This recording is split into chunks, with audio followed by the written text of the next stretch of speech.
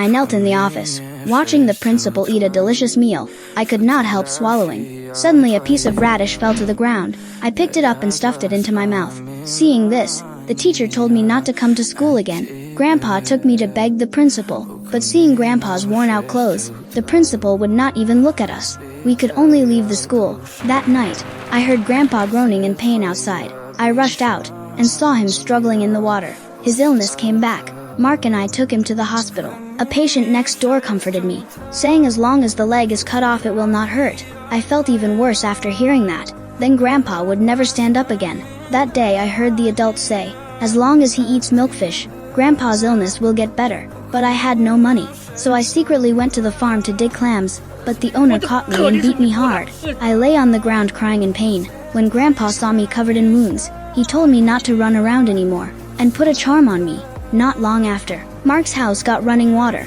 They said drinking it would prevent illness, so I secretly took a faucet, excitedly called Grandpa out, but after turning it on, not a drop of water came out.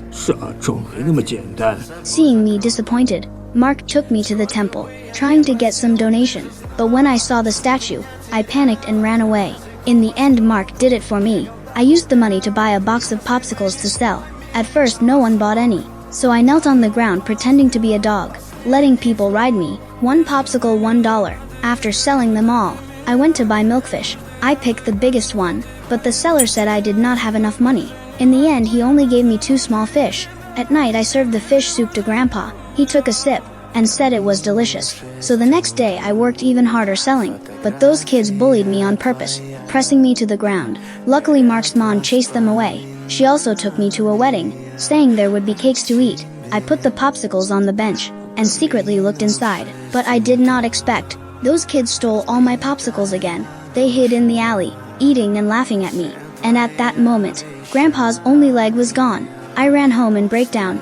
Mark brought me wedding cakes, but I could not care about anything. I grabbed the basket and ran to the farm again. Mark tried to stop me, but I only wanted Grandpa to get better after eating fish. Mark had no choice but to help me dig clams. Suddenly a stick appeared behind me. I was so scared that I ran desperately, but rushed straight into the sea. Mark shouted for me to come back from the shore, but everything was too late.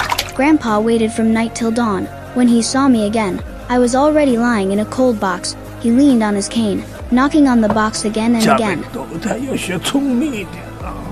watching me being taken away. Grandpa finally collapsed to the ground, but I do not regret it. If I could do it again, I would still choose Grandpa.